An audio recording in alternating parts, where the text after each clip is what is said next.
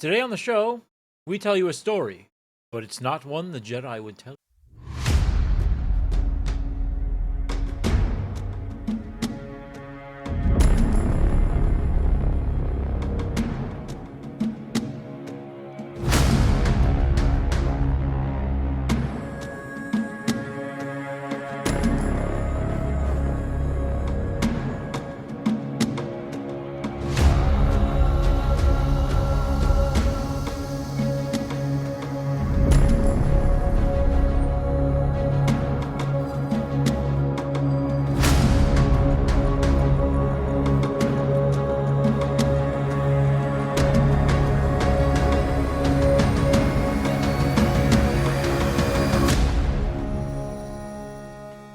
Hello there, and welcome to the Lost Cantina, the podcast that explores the stories, characters, and themes behind our favorite universe far, far away. I'm Kevin.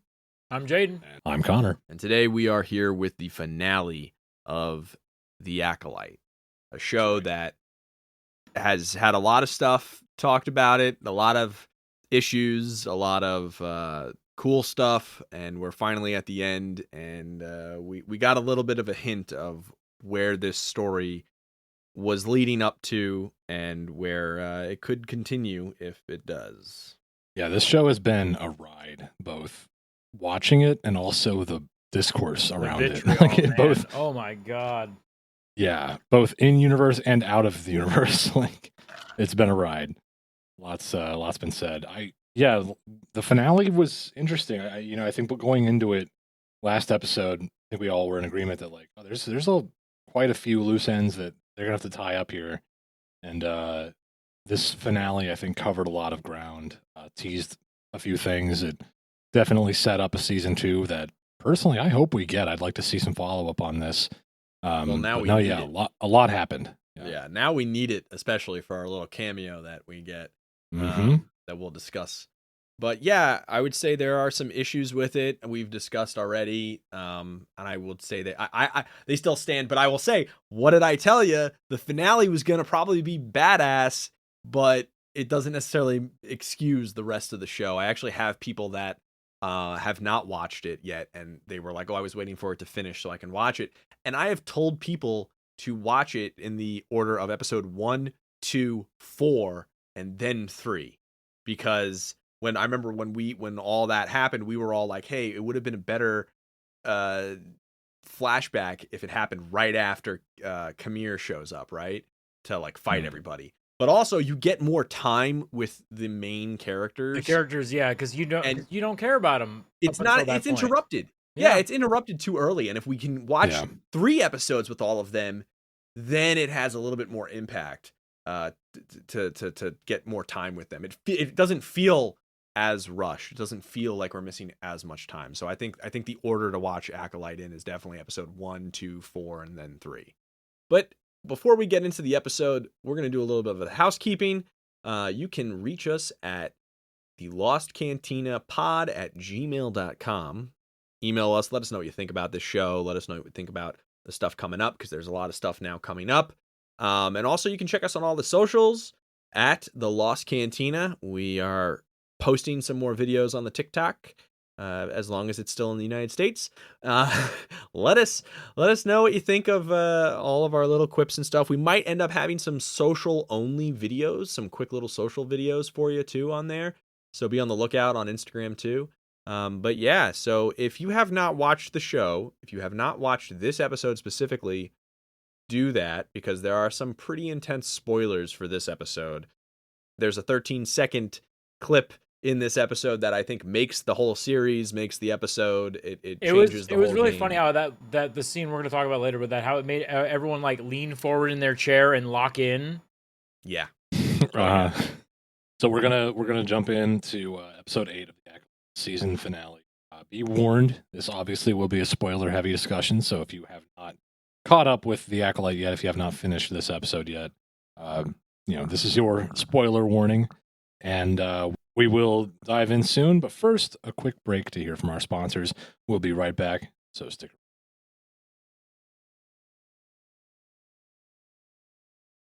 around. Okay, we're back, and episode 8, titled simply The Acolyte, opens back on the unknown planet where the stranger and OSHA have been for the last episode, and we return to OSHA putting on that Cortosis helmet that the stranger was, and we're reminded that when you're in this device that encases your entire head, it's just you and the Force and what you bring with you, which I found very interesting. Mm-hmm.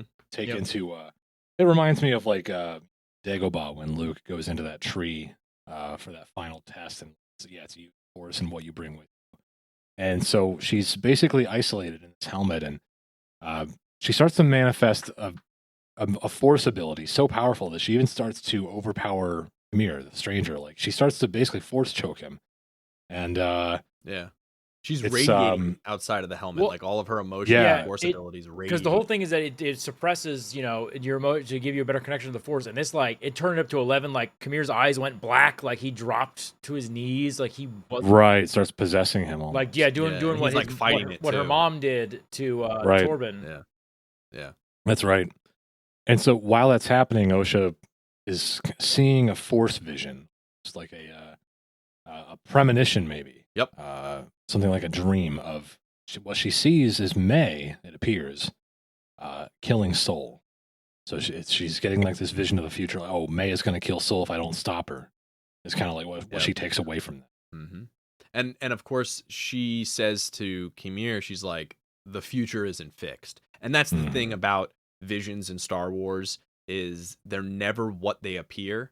The reasons behind them, all that, they're never truly what they appear, as we've seen with Anakin's visions, as we've seen with Luke's visions. Like, we know that that's not exactly the case. Your preconceived notions and your personal motivations can color those visions and make you take away things from them. Exactly. And so after this, we see Sol and May, and they are orbiting Brendok, and he says that he's gonna contact Venestra and he's going to fill her in on stuff, and like, this is ridiculous, like I'm over this kind of thing. And May just keeps asking him questions, and she's using this time to escape. She has Pip trying to help her escape, and she says they start arguing about like why she started the fire and that kind of stuff. And she says because the Jedi invaded our home, which they technically did. But then he starts using these excuses about how like he had to intervene. It was the Jedi's right to intervene. And he's like making up these justifications. And he even says at the end of it, he's like, my biggest regret is that I wasn't able to save both of you. Like, I wasn't able to save you both. And he starts explaining the planet to her and the virgins. But before he can do that, she zaps him. He's about to explain to her that her and OSHA are not twins. Yeah. Yep. But before he can say what they actually are, she tases him with Pipper and like knocks him out. Which Evil I thought Pip. Evil Pip. What a dumb fucking like guy. He was about to tell you, man. Like, it's just, I don't know. I get she wants to escape, but like, Well, also she doesn't expect him to tell the truth. No, Yeah, she's sick of his lies, yeah, quote unquote lies, from a certain point of view. From a certain. And so after this, she's running through the ship, and he's chasing her, and she ends up going to an escape ship, I should say, not a pod. Like a shuttle, almost. Yeah, and before the doors close, she says, "See you in hell, Jedi." And apparently a lot of people online are pissed about that line. Hell doesn't exist in Star Wars. And I'm like, tell that to Han Solo, because he says the same literally thing. Watch Empire Strikes Back, dumbass. You fake fan, you poser. You don't know shit. It's like, when did Star Wars get infected with people who don't actually watch Star Wars? Right. I mean, yeah, it's like that line is not. Now here's the deal. If you want to give the delivery some critique and be like, that was a weird way of saying that line, sure, whatever. I'll give it to you. Whatever, fine. But to say that, there's no hell in Star Wars, come on. So after that, she's flying the ship around. She gets ready and everything, and we hear Kylo Ren's theme again, as we have been hearing the entire time in this series. And we'll brush upon that at the end of this episode. But Yeah, so we hear Kylo Ren's theme, and we then see Basil, who is running around on the ship trying to follow Soul to the cockpit, because basically they go through one of the rings of those moons, planets, I guess, that are orbiting around Brendok, and it's a lot of ice and meteors, and so she's like, "Oh, Pip, they're not gonna get us. They're not gonna. He's not gonna follow us." And we see Soul be like, "Nah, bet I'm gonna follow you." They follow you. Yeah, he follows you. But now we see that Soul possibly is either locking onto her ship to fire or ram it or something. And I think Basil sees this, and Basil's like, "Well, I don't want anybody to get hurt."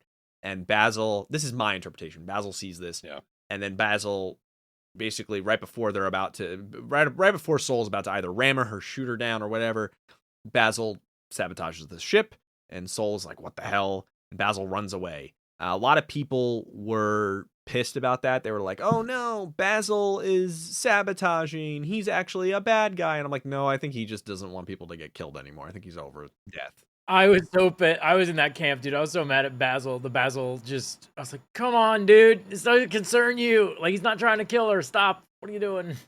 Well, yeah, I was confused about that at first too. But when you think back to how, Soul and May are the only ones who return to the ship from the battle on Kofar.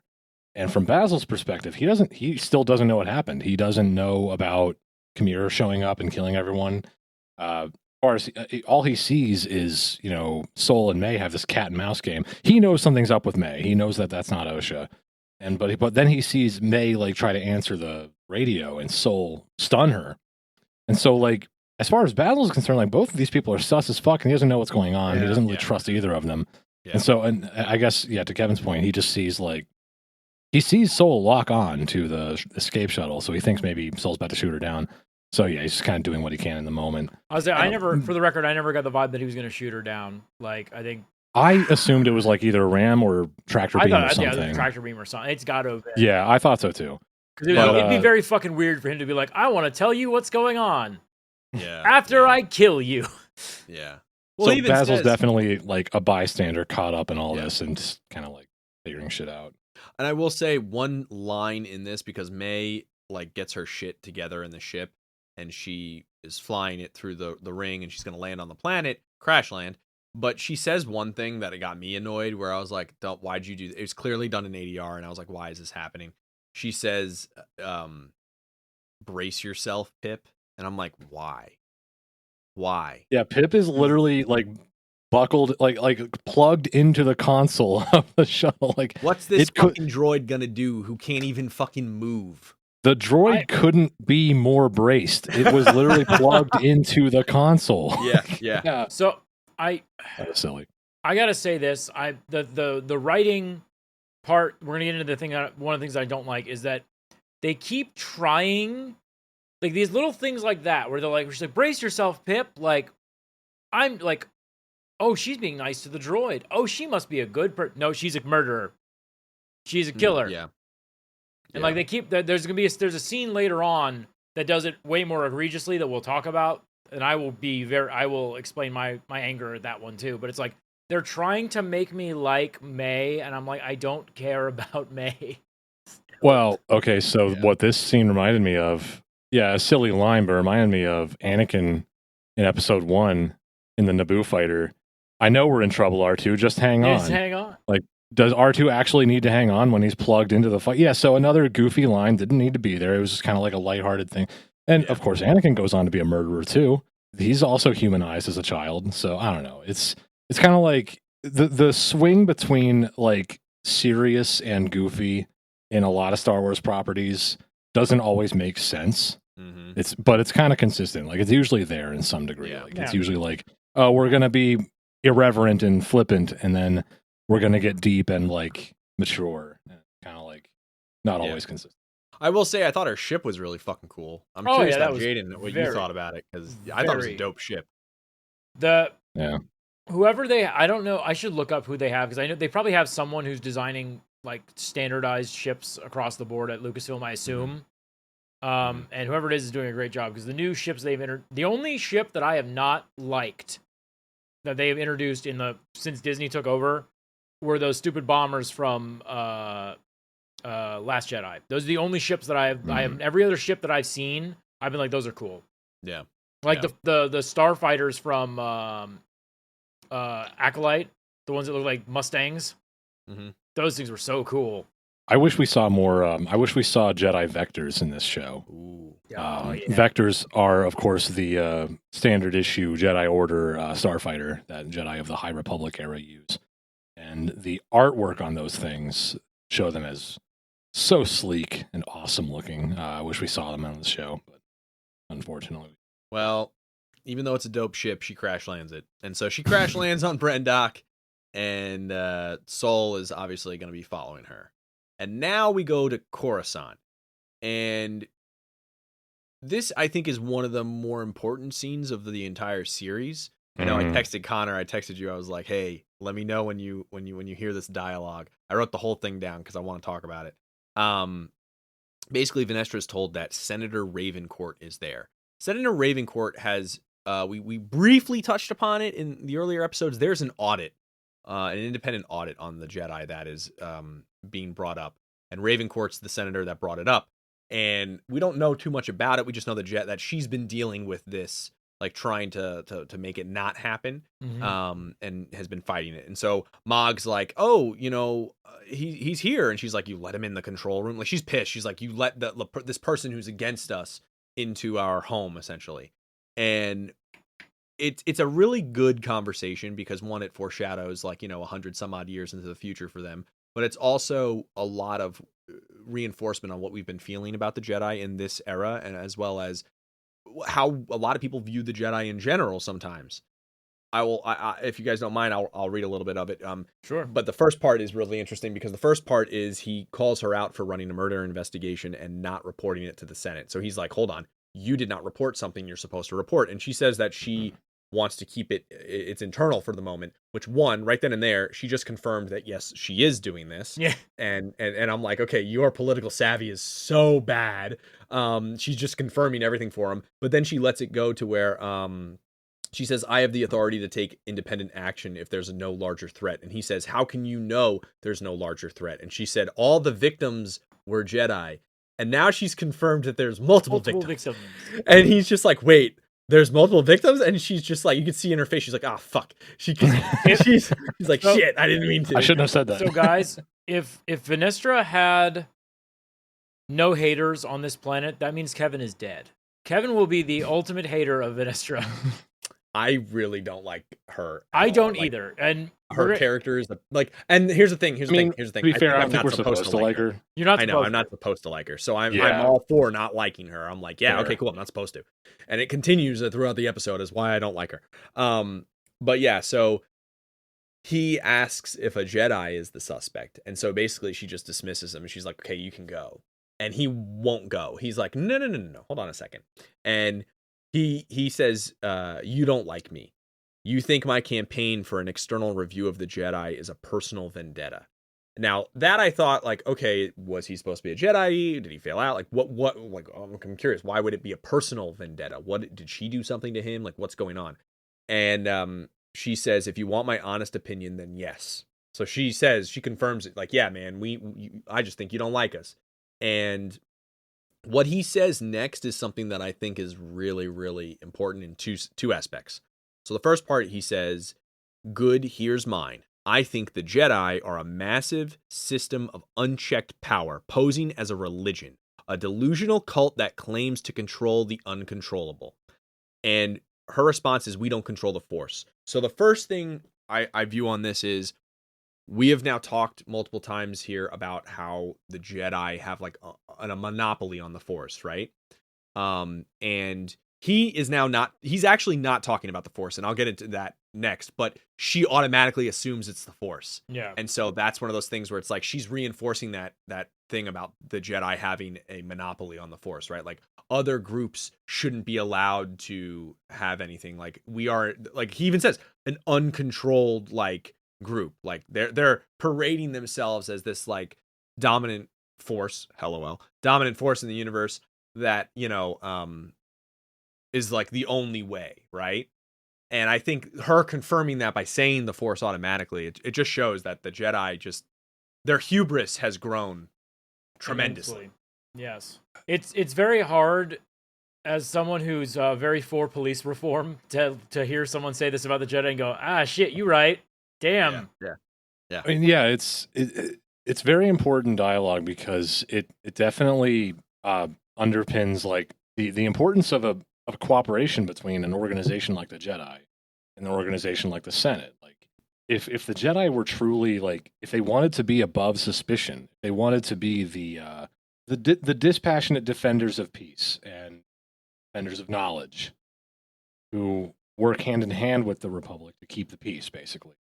They would want to be as transparent as possible. Yep. Like, how do you have trust between yourselves as like the Order and the Republic if you're not transparent? If you don't welcome inquiry, if you don't like, extend a handout like, hey, yes, please come see what we're up to. We have nothing to hide. Yeah. And so, which is funny because like I think that's what we all assumed the Jedi did. You know, that's what they should do. Yeah. That's the ideal. So this show is all about lofty ideals, noble ideals not being lived up to because they're difficult to live up to. It's easy to take the shortcut of just, no, we won't tell them this. We'll handle this internally. And that's like the cautionary tale here is that it's easy to justify certain things when you think that, there's there's a good reason for it or a greater cause for it. But like, you're still not living up to the ideals. Yeah. Rayancourt's here to really kind of illustrate that. Like, we are the Republic. We represent the normal, non-sensitive, non-force sensitive folks who you claim to protect and, educate and all that. And how can you expect to you can't do that without their trust, and they can't trust you if you're not transparent. Yep. Yeah. And so, and Venestra, I think, kind of embodies that hubris that Kevin mentioned, like the hubris of, it's okay if we hide things, it's okay if we lie about things, because we are who we're the Jedi. We still do the right thing. We still try to do the right thing at the end of the day. We're still the Jedi. Like, it's for the cause. It's for the cause. Yes. And that's where always that hubris always comes in stories like this, where all of a sudden these justifications are made for the greater good, and it's like, hold on a second, what do you mean? Like, you start getting into those, philosophical discussions of like even the trolley, right? Like that, like all that stuff, like it comes out, and now we're at that level where she's just trying to justify things. And we go through it later on too with what happens at the end, but he also checks her in this instance, and he then says, not the Force, because he's not even talking about the Force. Like, sure, thanks for bringing it up, but I'm actually talking about something else. And he says, your emotions. Now, first off, about that real quick, he is saying that the uncontrollable is actually emotions, not the Force. He recognizes that the Force can be controlled, or at least used as a tool. He recognizes the Jedi are human, or exactly. Well, humanized, if you will. They're and he even says, he goes, you project an image of goodness and restraint, but it's only a matter of time before one of you snaps, and when, not if, that happens, who will be strong enough to stop him? And she says, that's certainly an opinion and not one shared by the rest of the Senate. And I think his next line is pretty good, where he says, the majority of my colleagues can't imagine a galaxy without the Jedi, and I can understand why. When you're looking up to heroes, you don't have to face what's right in front of you. And that's the thing, is like, he's saying everything that the Jedi should be like taking into account. Like, your emotions aren't really there to be controlled. You're supposed to be able to understand them and not let them, rule you. That's kind of the more of what the Jedi should be, rather than controlling them. But yeah, I mean, after this conversation, she boots him out, and she's like, he says, oh, okay, I've reported the investigation anyway, whatever. And, what is it? Oh, may the Force protect you, or whatever. Like, Force be with you, all that stuff. Like, it's just, I like that he calls the Jedi what is it out. you people say again? You Jedi people say. I like, though, that he calls it out about the emotion stuff. Like, I really think it's a good thing for him to call that shit out, because, again, with that hubris, they feel so confident that they're like, yeah, it's not a big deal. Well, we're fine. We're good at this. And then, I mean, he literally predicts the future, right? Yep. Yeah. This whole episode's full of predictions, by the way. And it's hard as a fan of the Jedi. Like, I love what the Jedi stand for as a concept, and that's why I love the characters Sol and Endara so much, because they exemplify those ideals to some degree, at least. Obviously, they fall short in other ways, like mostly Soul. But the fact that like you have characters who I exemplify what it means to just be a compassionate defender of peace, and but also understand your own emotions. Like, so yeah, like it's important for a show like this to point out, like, I mean, it sounds like you really resonate with the line that he said when he says, when you're looking up to heroes, you don't have to face what's right in front of you. right. And it has a lot to say about institutions and like the whole idea of, oh, if one of you snaps, goes crazy, loses control of his, their emotions and turns to the dark side, like we see happen kind of all the time. Like, well, at least with Anakin's the big example, but it's happened before too. Revan, obviously, Kamir. Sorry to pull that out early, but like, it's funny example. Earlier today, I got in an argument with someone about like church politics and like how abuses by priests are covered up by the institutions. Like, if the institution as a whole, like people in the leadership of an institution know that something bad is happening, but they hide it and cover it up and make excuses for it and tolerate it, they're just as bad as the criminal in the first place. And so like when you have something like the Stranger showing up and killing Jedi, but you don't allow sunlight in from the secular world, from the Republic, like again, you're covering it up. Like you're sullying the reputation rightfully of your institution. Like, so you're damaging the trust other people have in you for good reason. And so it's sad, but it's philosophically important to make. Yeah. I think this show has done some, people talk about all the things it does bad. I think this show does show us flawed Jedi, and that's something that we haven't really gotten to see. I mean, we see a little bit in Clone Wars with Pong Krell and Barriss Offee. So it's like, but like this is showing like, hey, these guys, those were the extremes. Those are the extremes. Now we're seeing like Soul. Soul is a flawed person just trying to do his best. Yeah. And he makes this is like kind of the slow crawl of, mistakes being made whereas those other examples were more like, oh, they really fucked up big time. These were designed terrible actions that they took. Yeah, there are like atrocities that you could do and fall to the dark side. Then there's like the slow walk toward corruption that we see here, I guess. That is a good question. Do you think Saul's actions led or could have led him to be a dark side user down the line? We'll get there. I think we will be about getting there in about it's a fair question. A couple minutes. Yeah. So after Vanestra's conversation with Senator Raincourt, we cut back to Kamir and Osha on the unknown planet. And Osha resolves to go back to Brendok, basically, where she knows May and Soul are. She wants to stop May, finally, once and for all, and rescue Soul. Yep. And Kamir, it's like, how are you going to get there? Like, we only have my ship here, and I'm taking it.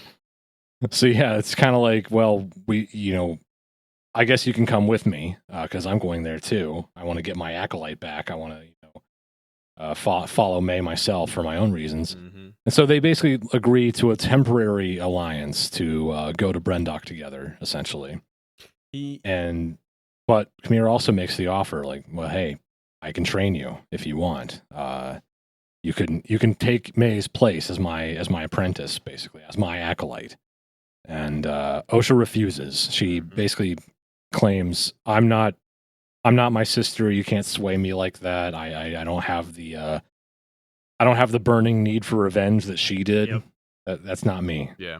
What was interesting, because then Kamir responds with, May took that deal without hesitation. That's interesting. You're definitely not your sister. Yeah. Yeah. And then the next 13 seconds. I believe it's 13 seconds. You counted. You stopwatched it. Oh yeah. I was. This is probably the best thing of the whole show, and it's like the smallest little thing. It ties everything in a bow, in my opinion. And also, it means that you guys owe me a lunch or something because you gave me some shit. What are you? Okay, what you keep mentioning this bet that we never made. What are you talking about? There's no bet. It's just I'm just making it happen. How do we owe you shit for this though? So okay. First, let's say it. So what happens is from his like apartment, I guess, like from Kamir's apartment, the ledge where they were like standing outside originally in the last episode, we then see a hand, a freaky deaky hand, Well, come out as the ship takes off. They're as leaving the the ship planet, takes and, off. Yep. yeah, a hand reaches out. A hand reaches out, and then we see in the darkness, we cut and we see behind the door frame, finally for the first time ever on camera, Darth Plagueis watching them in the shadows, waiting for his DoorDash order. He's like sitting there like, what the fuck? I thought the ring went off, and these guys like you just tricked me. It's like when you're hiding in the basement and you're waiting for your parents to leave so you can like play loud music or something, and that's him like peeking out, making sure they've left, like the garage doors closed and all. It's the meme of the dude in the yellow jacket behind the tree being like, "Ah, yeah." I saw a meme. I'm so sorry. I don't know who I can give credit to, but I just saw someone saying like, imagine Kamir and Osha are like asleep, and like Osha wakes up and just sees like Plagueis at the fridge getting milk at 2 a.m. Like. Go back to sleep.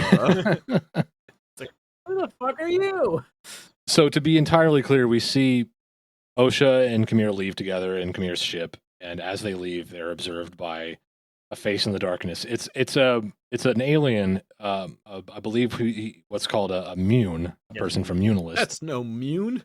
It's a space station. He is immune. Immune to what? I mean, and of course, it's pretty clear it's meant to be conceived of as Darth Plagueis, who most of us understand was a Sith Lord from Munilist. So the only Mune that like we know of that's like a named character is Darth Plagueis. But it'd be real weird if it wasn't him. Is basically what we're trying to say. It'd be real weird. So I only say all this because no one like said it out loud on camera. Like none of the other characters have said in the show that is Darth said Plagueis. He is the hold on. Here's Darth Plagueis. Yeah. Even though they don't say that, we do know it is him because the creator has stated, that's him. And, right. So it's been confirmed by the creator. They've confirmed too that like, so a lot of people are like freaking out because they're like, oh my God, I don't want this. I don't know. Oh, they're going to ruin it. Here's the deal. Okay. Here's the deal. The creator of this show has been on record in interviews saying that they actually are obsessed with the Plagueis book. They love the Plagueis book. It's their favorite Legends book. They've read the EU. They love the EU. And here's the thing. I mean, we have all these Star Wars fans, right? Complaining about how we don't get the stuff from the EU. We've always wanted stuff from the EU. We are now getting stuff from the EU. We're getting Plagueis. We're getting, all this different shit, Cortosis, all this stuff.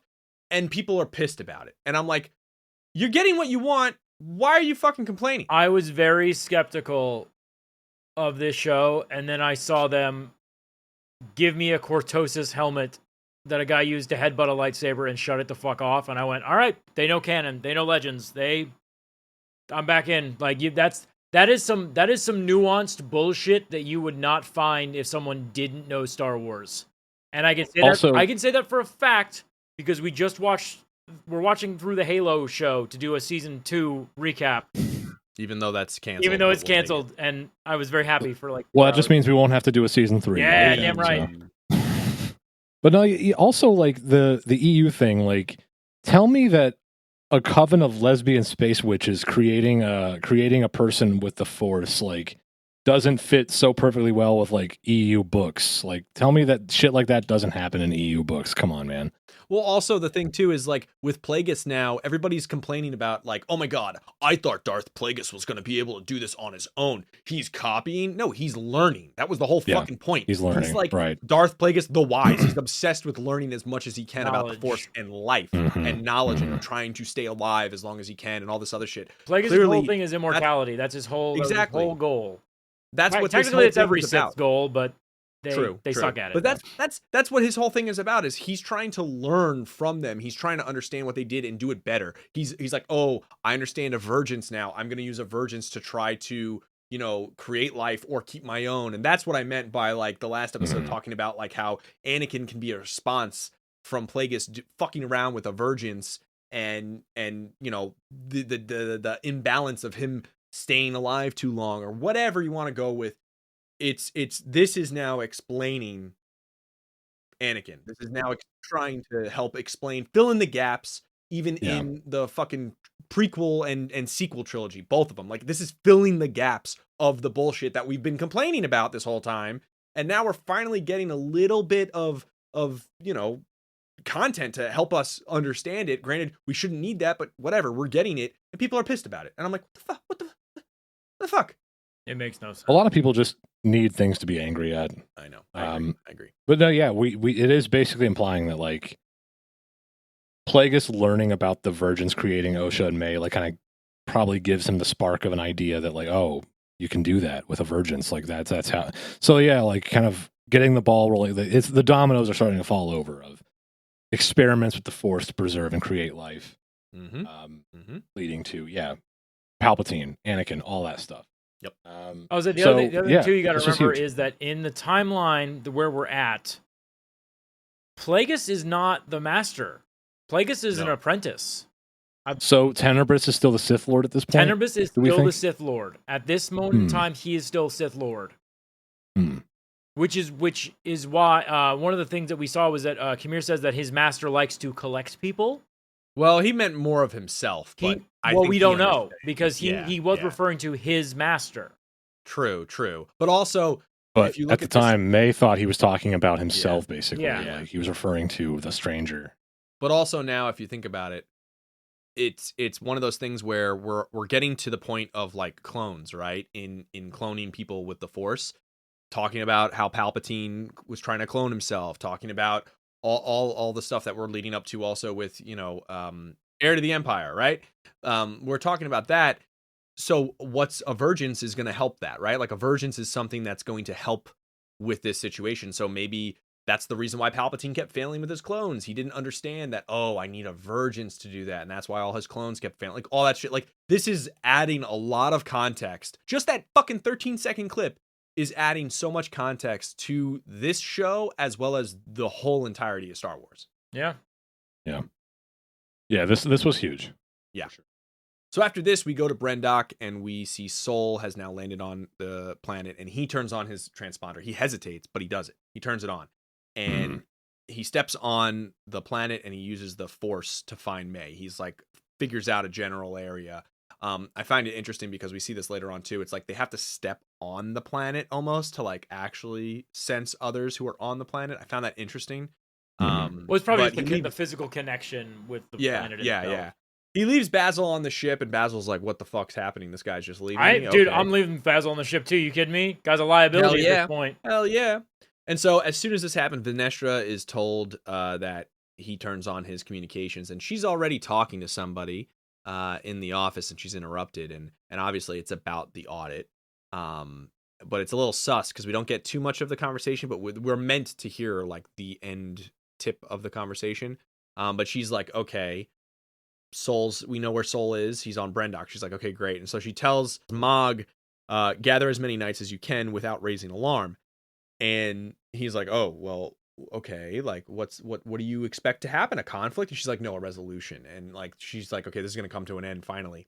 And so then we go back to Osha flying with Kamir.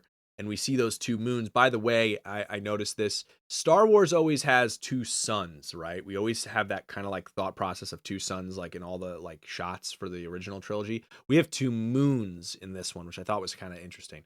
But we see Kamir's ship is also reminiscent, I noticed, of Kylo Ren's ship. I don't know if you guys noticed that.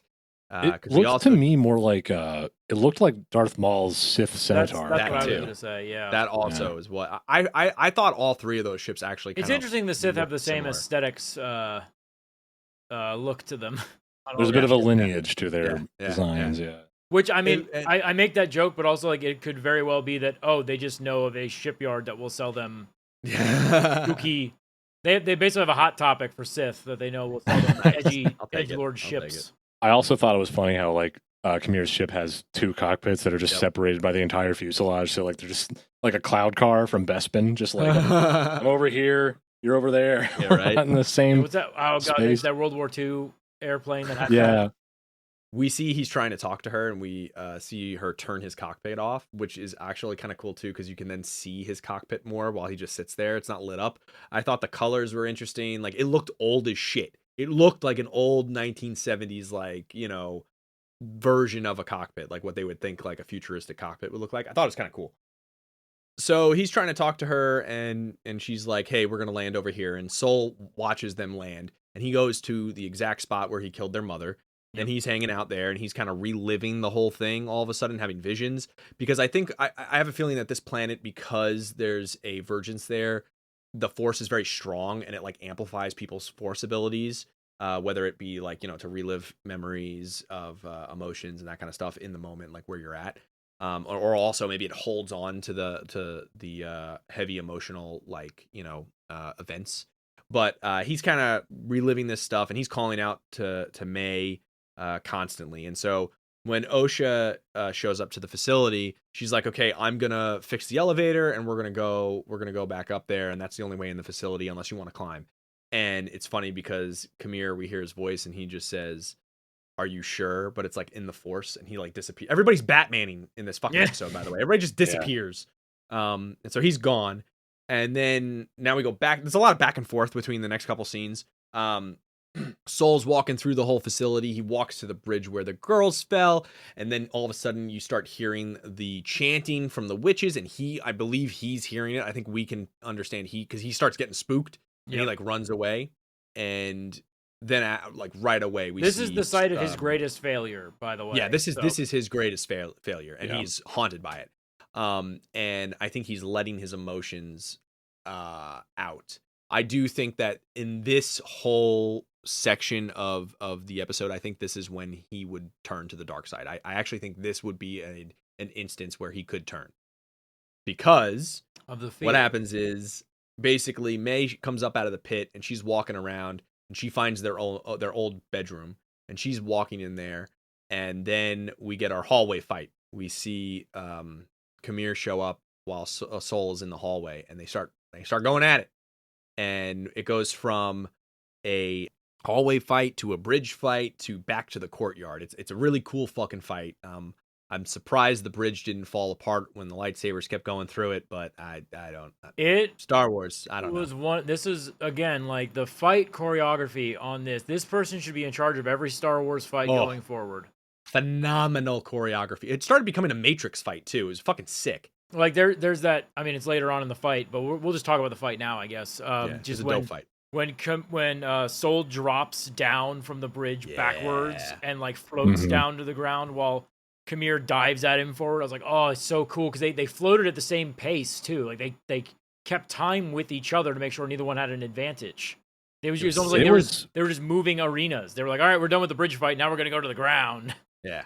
The whole thing was freaking beautiful, dude. Like the they're on the bridge, and like their lightsabers are like taking chunks out of the bridge as they're parrying each other and crossing blades, and then the float down to the courtyard was just incredible. It was like kind of like what's the word? I'm butchering the pronunciation probably, but there's like a term in filmmaking called wuxia, I think.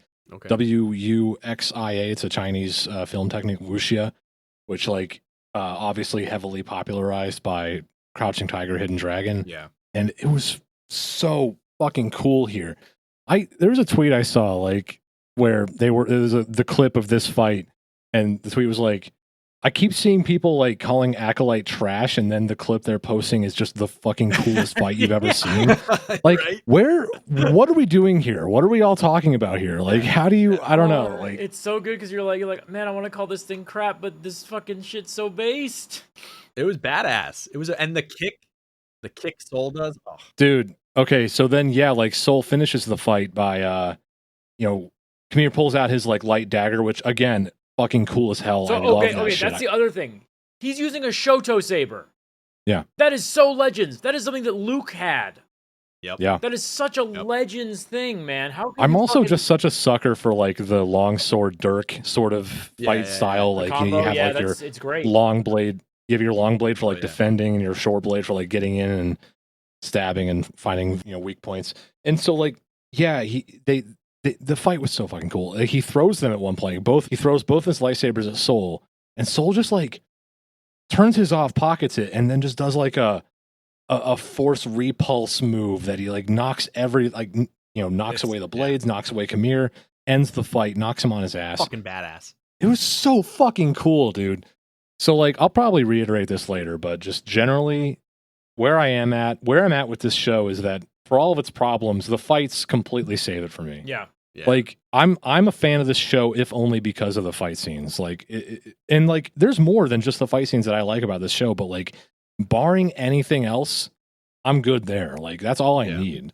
They're fucking badass. It was so cool. It was so awesome. And then we also get a fight with May and Osha. So May at this point has opened the elevator. She's gone in and she meets Osha opens the elevator. They're the same person. What the fuck do I care? It doesn't matter anymore. May ends up meeting up with Osha inside the room. Like the Osha comes in and they're talking, and May tries to explain the whole thing that Soul blamed May for everything. But Osha then says, Soul never blamed you. He tried to teach me to accept that someone that I loved could be capable of this level of destruction. And I failed. I could never learn to calm my negative emotions, my hatred for you, my grief for our mother. And I thought actually this was really interesting because it just kind of shows that Soul never actually did that. Like he never really was like, your sister's a terrible person. Your sister, he didn't do that. He was always like May made a mistake. The way it was like she's like May started a fire. Like it was never like she's bad. It was like there was a fire. Mm-hmm. Yeah. And what is interesting is he tried to teach her these things, and honestly, a person she loved could be doing all this stuff is Soul, right? And May calls that out. She says, no, Soul killed her mom. And like she adds Soul to the list of those people that Soul originally was trying to teach her that it's okay to accept those things that May could never do. Foreshadowing. So, she says, how could he teach her to control her negative emotions and all this stuff when he's the reason for it? I don't really think that he's the reason for it. She says, he failed, not her, but I don't think he was the actual reason, because she had these emotions to begin with. She was scared. She had these mixed emotions already. Even before the Jedi, she was scared. She was unsure. Like, I think it just exacerbated the whole thing. Right. And so May's like trying to reach her, and Osha loses her temper, and they start fighting, and we get this like really cool like kung fu style Matrix battle in their old bedroom. And then when when they lock their legs together, when they like do like a kick together and they try to kick each other and they lock in like an X format, it cuts to the lightsabers in that like, it's fucking sick. It was really great. Like the editing is great. Yeah. Also, cool. I will say, this was one of the best fight scenes I've ever seen with an actress fighting herself. Yeah, it was fucking dope. That was really well done. That like I genuinely believe there was two separate people in that fight. It wasn't easy to pull that off. Yeah, no, like, it could not have been easy. Hey, there's where the 180 million went. This one fight scene. Like they definitely paid very competent choreographers and stunt performers for this show. If like nearly 200 mil was spent on the stunt performers, I say worth it. I say well done. Well done. Yeah. Also, I'm changing my profession to stunt coordinator for Disney. So now the Jedi arrive, and this is going to go a little quick. Soul, we see their ship. Everybody sees their ship, and Soul's like, they're gonna, they're here, and Kamir's like, they're not for me. They're not here for me. And Soul breaks Kamir's lightsabers, like fucks him up. Mm-hmm. And so he takes off his helmet to face him, and he has no weapon. And this is when I saw Soul like about to, basically break and go to the dark side and fall, because Soul is ready to strike him down. He's got his lightsaber on his face, and he's up. You could see him lifting it up a little bit, and then out of nowhere, May shows up, and she disarms him and takes his lightsaber, and she's holding it, and Kamir's like telling her like, all right, strike him down, like this is how you do it, this is what you're meant to do. And she says no. She throws the lightsaber and breaks the hilt. The hilt is broken, people. The crystal is exposed. The crystal is poking out of the fucking hilt. Just remember that. That's all I got. I know I'm a little aggressive. Just keep that in mind. Keep that in mind. Okay. All right. Cool. Good. All right. So she says no. She's like, no, I'm not going to do this. We are going to have him confess. I want him to confess. She's now kind of switched her mindset. She's like, no, I want him to face justice. I want him to face the council, the Senate, the whole 9 yards. I wanted him to admit what he did. Okay. And Soul... Pause on that for real quick. Go. Can someone explain to me what Soul's crime is besides falsifying a report? That's it. That's literally it. Killing her mother. Um, That's really what Killing it is. Anastasia and then lying about it. Yeah, and Basically, is the extent of the crime. invading a group of people's home. That's what 'Cause- she's really after. Because circumstantially, I don't know if he committed a crime when he killed Anissa because of her actions. Well, Dark powers what you he don't gets- understand. I mean, that would be for the court to decide, I guess. He was, well, remember, he was ordered through Andara by the council to stand down and not enter the compound. Like, did to not follow orders. break True. into the Coven's fortress. He did, and then killed one of them when she was, he didn't know that she wasn't a threat, but it turns out she wasn't. Well, he then it goes on to explain and justify right now. He goes on to give his explanation. He says, that what he did was good. He's like, I did it for you guys. He said he needed to explain the origin of them as like the whole, virgins thing. He's going into the whole thing, and he explains that they're the same person. He finally gets it out and explains to her, you're the same person. It's not twins. It's not sisters. You are one person split into two.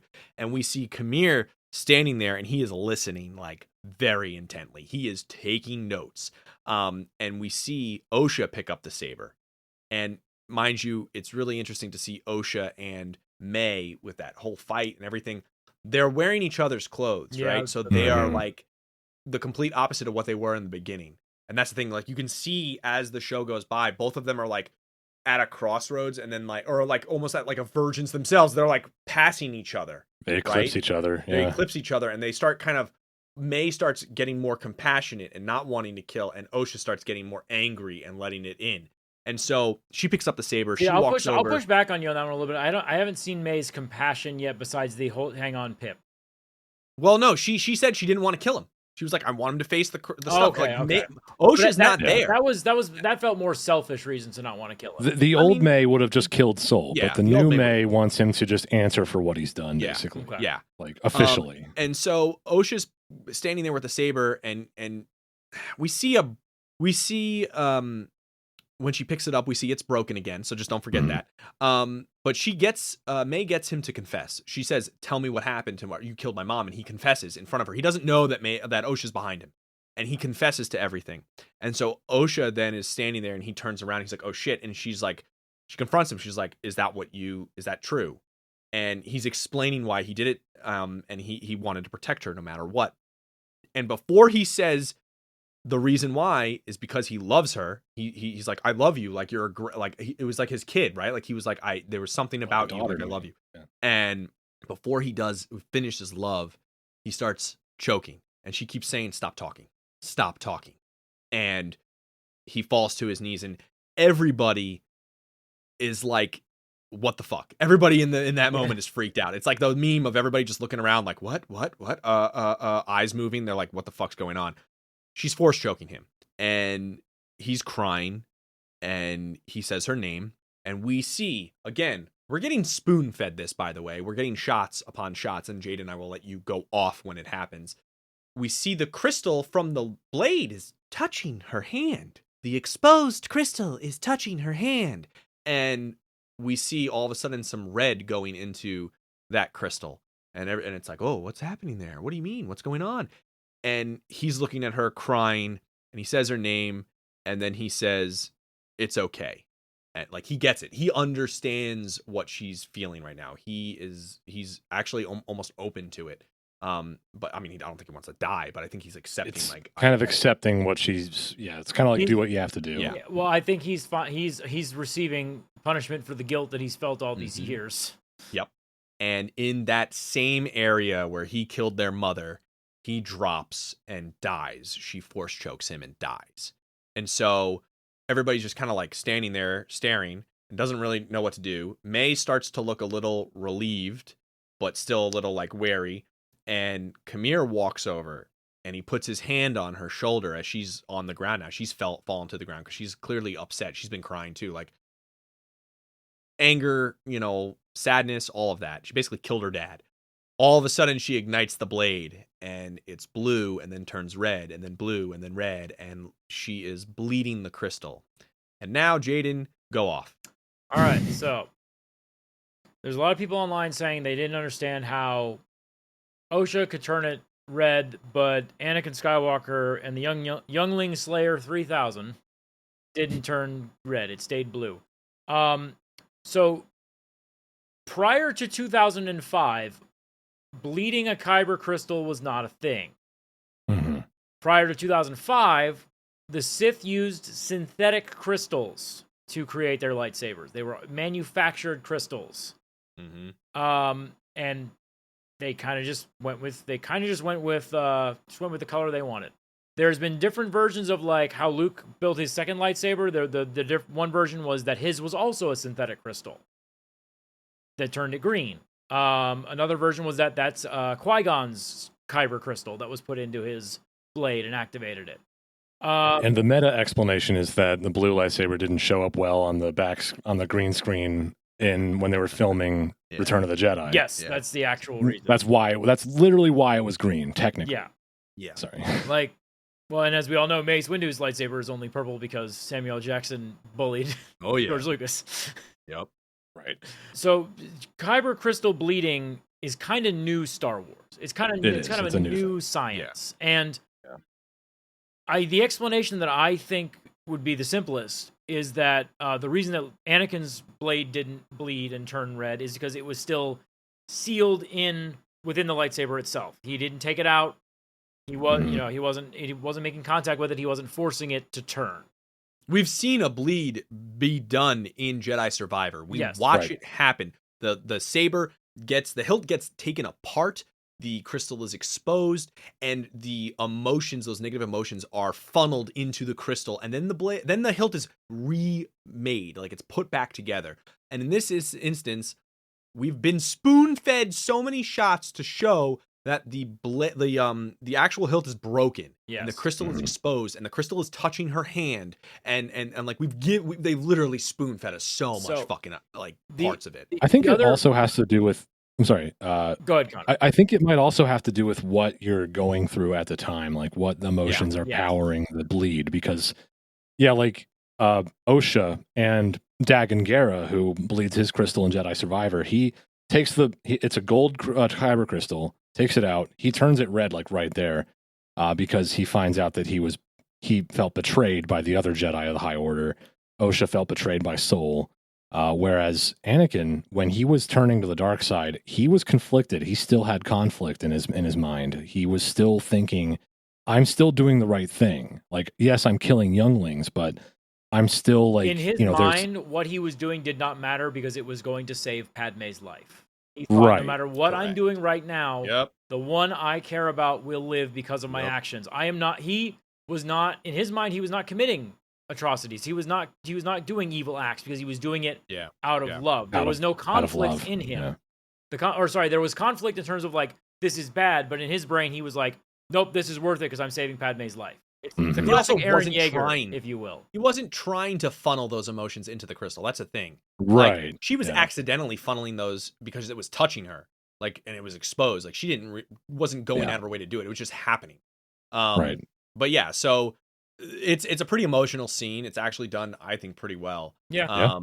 And then, the Jedi now are on the planet, and Venestra stands there on the planet, and she senses Kamir, and Kamir is like terrified. You can see it in his face. He's like, "Oh fuck!"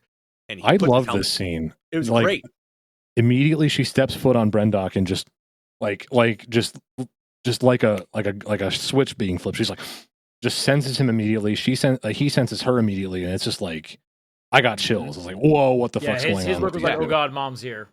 Yeah. She says, she goes, you're alive. Mom is here, and I did not take the chicken out of the freezer to thaw. Yeah, basically. He puts his helmet on and just books it. Batman's it again. And both May and Osha are like, oh shit, like they notice it too. So like the whole moment is interrupted. Like a lot of moments in the show have been interrupted by like crazy shit that happens, whether it's an alarm or whatever. And so what happens then is May and Osha say, okay, we gotta leave. And so May's like, I got you. Let's go. And the Jedi are now at the facility. This is going to be really quick. This last part, I think, is going to go pretty quickly. Yeah. Yep. A lot of back and forth. Because the chunk of it is kind of over now. Basically, what happens is the Jedi are getting back into the facility. May and Osha go back to those bridge stuff that fell. And May's like, I know how to get out of here. There's a core tunnel that sucked me in. We can walk out of the facility. And so they get out of the facility, and the Jedi pull up right where Soul died. And Vanessa's like looking around. She's figuring out what happened, not just in this moment, but back in the past. She's all of a sudden reliving all that stuff. So I think she's very force sensitive in general to. She has that. They called it rare in Jedi Fallen Order, but it's seeming like it's more and more unrare as we go on. Because like Ahsoka can also do this, but like they can sense through the Force. They can sense memory imprints of what happened in a space. The more connected someone is to the Force, the stronger the imprint. And a cult of Force-sensitive witches getting their ass kicked by Soul and the crew. It's a pretty definitely leaves a pretty. That'll leave an picture. impression. And so she now knows what happened. It's just kind of implied. She knows what happened that night and that day just now. So Kamir is on the bridge and he's watching this whole thing. And she says, "Okay, I want you to go find the girls, do this, do that." She's like ordering everybody to go around. Use the tracker because they find Basil when they first landed. Basil comes up, it's like, "Hey, I'm here." So Kamir's watching this. She leans over to Soul. She whispers something to him, and then she looks up to where Kamir was watching, and of course he Batmaned again, and he's gone. So Dark Knight. We'll just call him the Dark Knight of Star Wars, I guess. Okay. So then the next parts are really fast. I don't really like this next scene. I thought it was kind of lame, but we can talk about it if you guys want. I didn't think it was amazing, but May and Osha, they make their way to the tree that they were originally on in like the first couple episodes where they were kids, and Basil's tracking them with the Jedi. And May then kind of admits, finally, she started the fire. She admits May did start the fire, okay? Finally, the confession we needed. It's over. Boom. Send her off, in my opinion. But yeah, so they say that rhyme that they always have been saying, and they even go, they're like, "Who taught us that?" And they're like, "I don't know. I thought you made it up. I don't remember." Of course, that's childhood indoctrination from the adults that they don't remember. But yeah, Kamir shows up, and Kamir's like, "Hey, if I can find you, the Jedi can find you." But the girls are like, "Yeah, okay, that's fine. We're gonna tell them what happened. We're gonna give them all the information." And Kamir's like, "Wait a minute. After all this time, you're gonna trust the Jedi? Like you're gonna basically still put your faith in the Jedi?" And they're like, "Yeah." And Osha's very open to it. And he says, "If they find out how powerful you are," and then May's like, "Oh, they'll kill us." Okay, yeah, okay, I get that. They'll kill us. And it's just kind of a quick little conversation. I guess. Yeah. It's a quick conversation of like, well, what do we do now? And Kamir is like, "Okay, how about this? Like, you guys come with me, and I'll train you and all that." And May's like, "What do you want, Osha?" Because Osha's like, "I don't know what I want. Like, I want justice and all that." But they're like, "What do you want?" And so, which I thought was a strange line. And so, essentially, Osha comes up with this great idea, that's sarcasm, where she's like, "Okay, I'll train as your apprentice, and you can you let May go." Almost like she still kind of feels like they're going to be a prisoner, even no matter who they go with. And I think she's right to have that feeling. And then May's like, "Well, the Jedi would use me to find you." And so then Kamir has this bright idea to wipe her memories. Like, "I'll just wave my hand. You'll permanently forget me and Osha, and then it'll be fine. You'll be good. You'll be good." And so essentially that's what happens. They start saying their rhyme to each other as they're crying and hugging, and then they commit a forced lobotomy and make May forget everything about Well, it's them. not forced if she agreed to it, to be clear. No, a forced lobotomy. Oh, forced. I was going to say, sorry, never mind. A forced lobotomy. Consent was there, don't you worry. Yeah, I've been watching The Boys, so lobotomies are, on my mind. Oof. LOL. And so yeah, it's I found that a weird scene. I would like to know what you guys think. I just thought, I was like, bad decisions. It just felt really strange. Well, so my complaint was not with that. It was just the way that they played the music, being like, "Oh, look at this heartfelt exit for these two people that love each other. And don't we just love these characters?" And I'm like, no, they're both fucking monsters. Yeah. It's made to make me feel like I want to care, but I'm like, I don't. People are bad. Everyone in that room is a monster yes, they were created, but they're going to go on to do some. One of them already did bad things. The other one's going to go on to do some very bad things. I don't understand why like we need to like characters in order to just enjoy their journey. You know, like I don't need to like characters. I can still appreciate what they're going through. You know, like I agree. May and Osha, they've both made mistakes. They've both done bad things, but I can still like them as characters, not as like not approve of their decisions, not like think that they're paragons of virtue, but like literally, if Anakin can be redeemed, anybody can. I agree with that. I do. So like these are still human beings who made mistakes, done bad things, but like the entire point of this series, their entire journey as characters was being estranged and then coming back together as sisters and then learning that the gulf between them was kind of a misunderstanding based on mistakes made by Jedi mostly, but also themselves, of course. And so the fact that they've finally come together, resolved their differences together, realized their shared history is more important than the gulf between them. Mm-hmm. And then now they're in this situation where they have to part. They have to part ways and maybe never see each other again, even though Osha promises to find May again. Of course, that's going to be a sad scene. Why the fuck wouldn't it be? So it's kind of like, I don't need to like them as people. This is still an important scene. This is still like, they've earned a moment to like tearfully say goodbye to each other. I agree with that. I would agree with that. Nah. I think it... Okay. Fine. I tried. Well, after this scene, they Batman again. Osha's learning how to Batman, and the Jedi show up, and May is like just standing there, and they're like, "You're under arrest. Lay down any weapons, whatever." And she's like, "Okay, what did I do?" And they're like, "What the fuck?" They're all like, "Uh-oh, something's up." Yeah. They're like, "Wait a minute, what?" The way May like is just staring off into space, it was pretty eerie. Like hats off to Amandla for like that blank look of like, how did I get here? Like, who are you? What's happening? What's going on?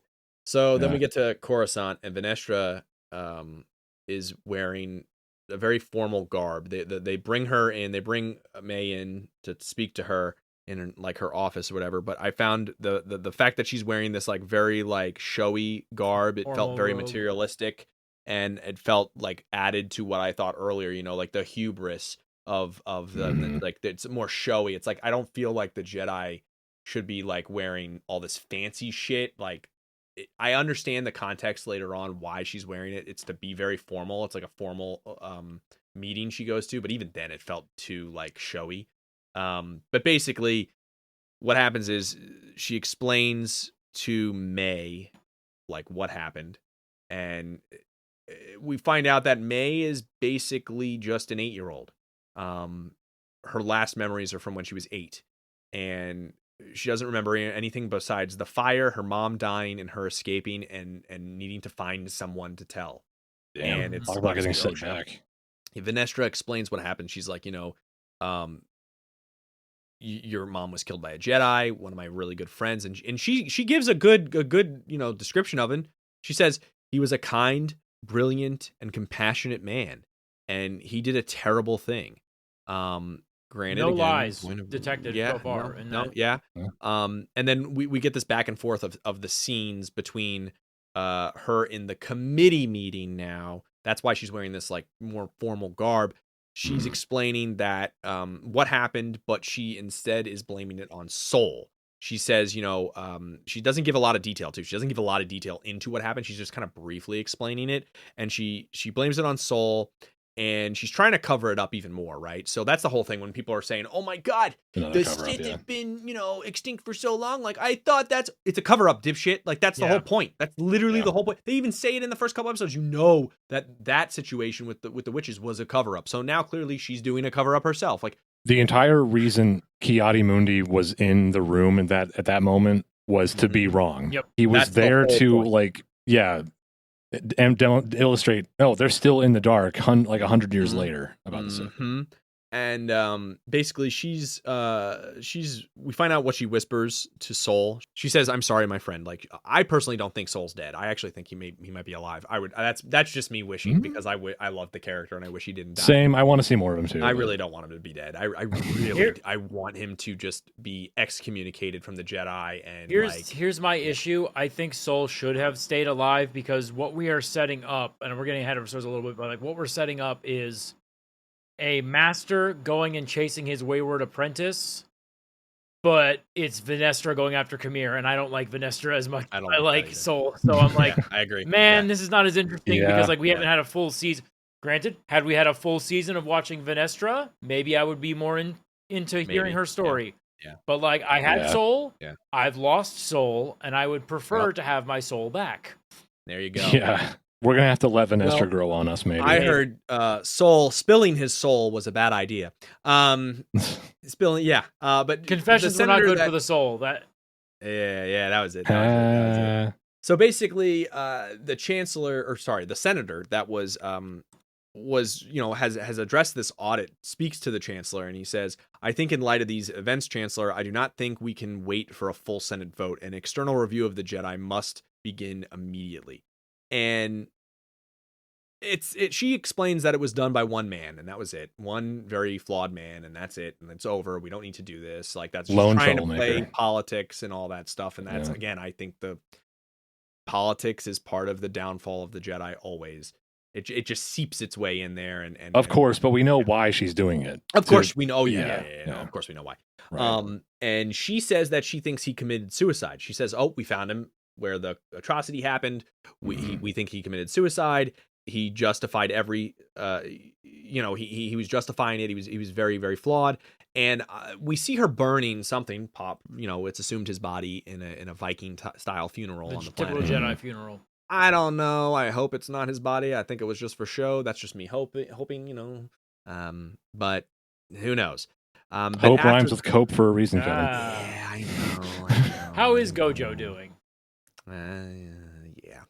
Anyway, so the last scene is back to her explaining to Osha the whole kind of situation, and she says he justified every selfish step with the love he had for your sister.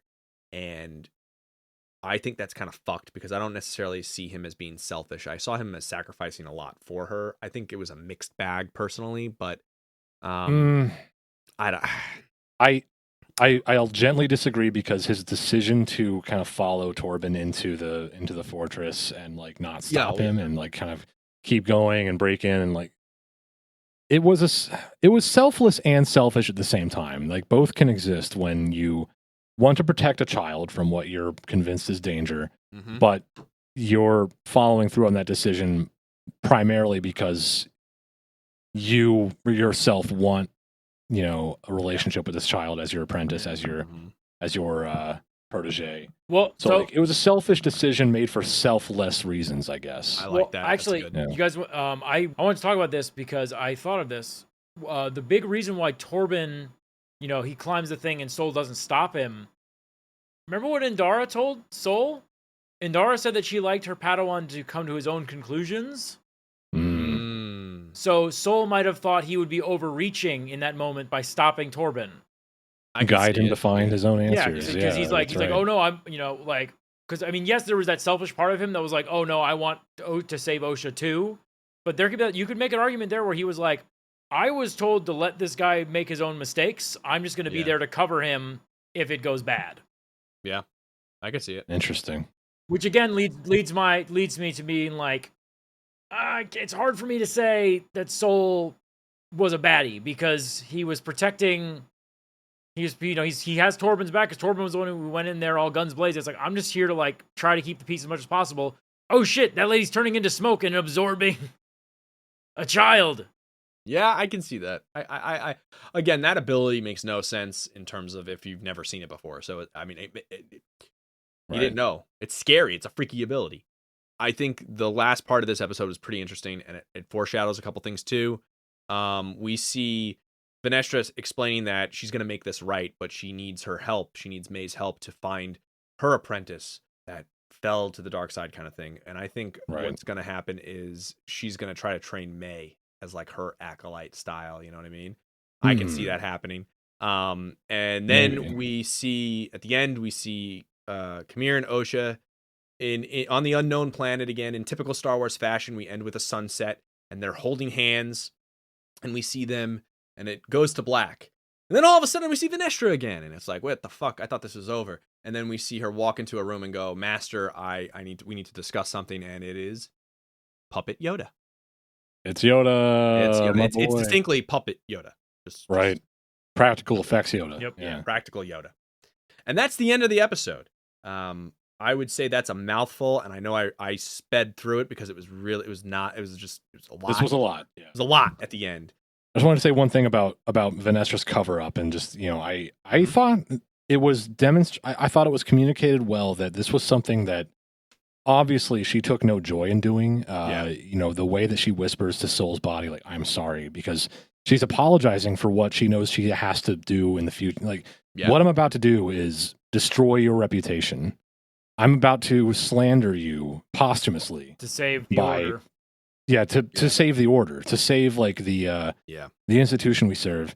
And you don't deserve that. You're a good man. You're a friend of mine.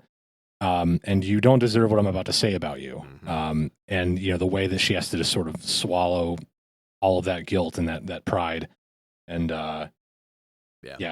tell lies about him. Like, I thought that was a pretty good scene. It was just done well. It was sad. It was really sad to see Soul's journey end that way, and for like that to be the way he's remembered as Soul's number one fan. That hurt me deeply. Yeah. It felt really upsetting in general, and I saw a lot of people comparing him to Qui-Gon, and that's exactly what they wanted. Yep. And he reminds me a lot of Qui-Gon. Yeah. I think that was the point, right? That was the point. That was everybody's point, was that he was supposed to be like Qui-Gon. Lee himself said he based his performance on Qui-Gon. Yeah, he's a flawed individual who loosely followed the Jedi code and wanted to embrace specific things about it, but saw that there are some times where those emotions, especially the positive ones, really do, come into play. There's the letter of the code, and then there's the spirit of the code. Exactly. Yeah. So with that, we're going to take a quick break, and then we're going to kind of get onto last thoughts, and then we'll say goodbye.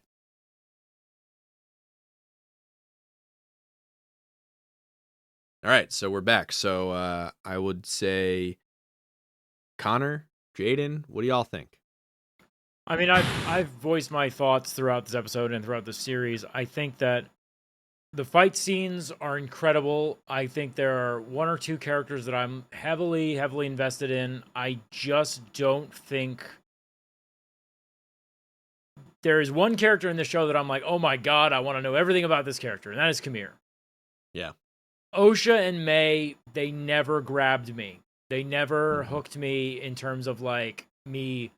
I didn't like them. I didn't like the characters. I wasn't invested in their story as much as I was invested in, Yord or Jeki or I mean, heck, even some of the more generic Jedi that were running around that we saw, the fat Jedi of the temple. What was his story? I want to find that out.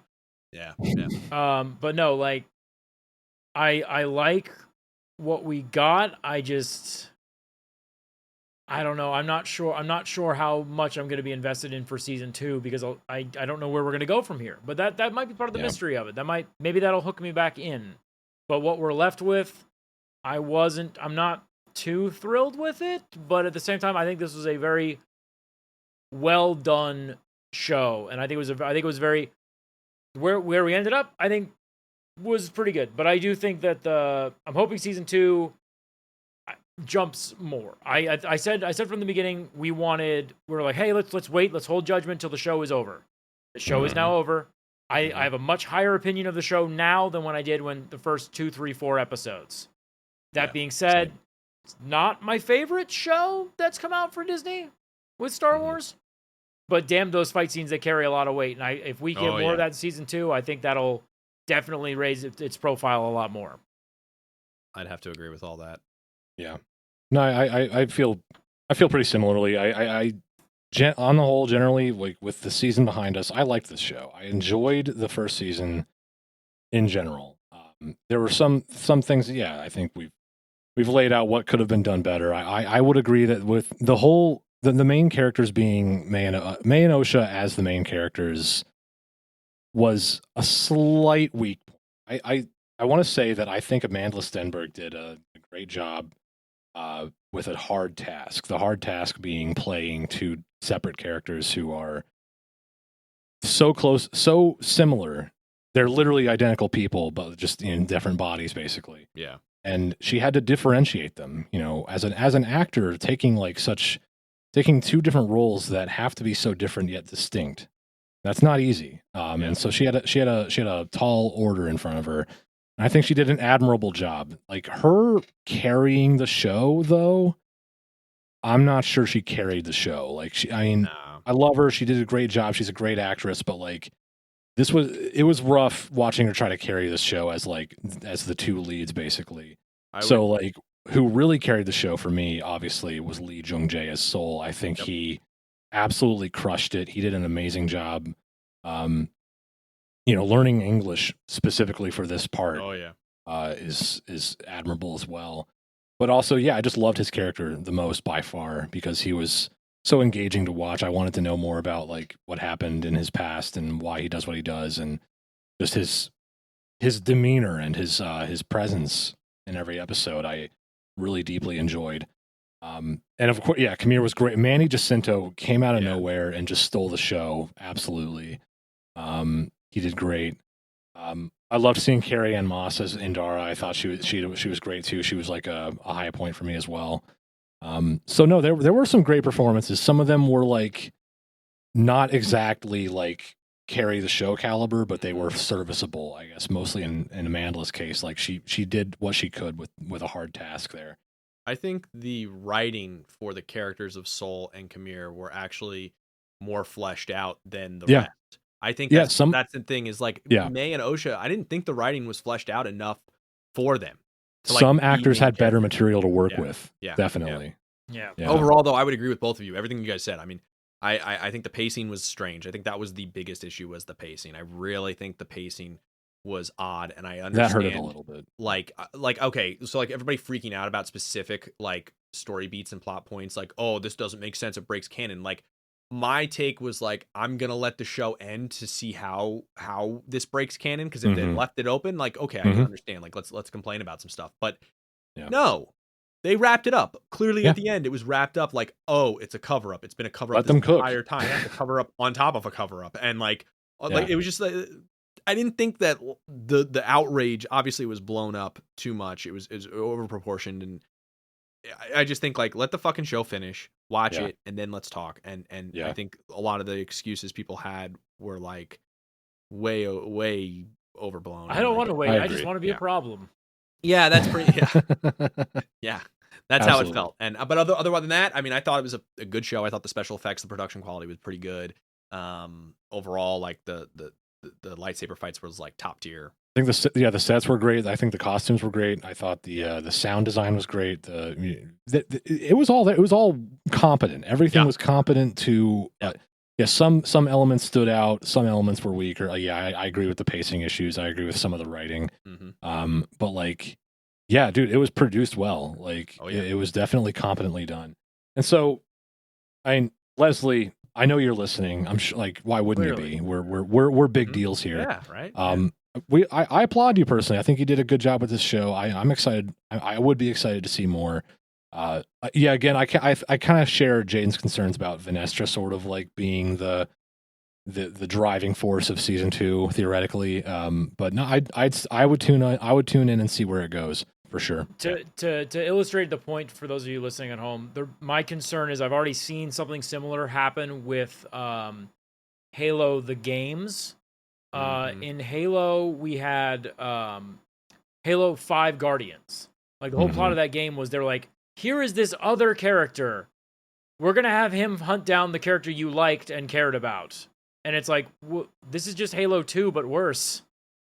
Yeah. Like, we already had the Arbiter. Like, why couldn't they have made the Arbiter be the one hunting down Chief in Halo 5 Guardians, you know? Yeah, Spartan Locke was a hard sell because he had to just get people to like Jameson Locke suddenly. And you at least had Buck there in his team. That was my other argument. Like, why the fuck wasn't it just Buck? Like, make Buck be like, listen, I don't like this, man, but like, I got to bring you in. Like, please don't make me do this. But they were like, here's Locke, and he's the bestest ever guy, and you'll love him so much better than that stupid Master Chief fella.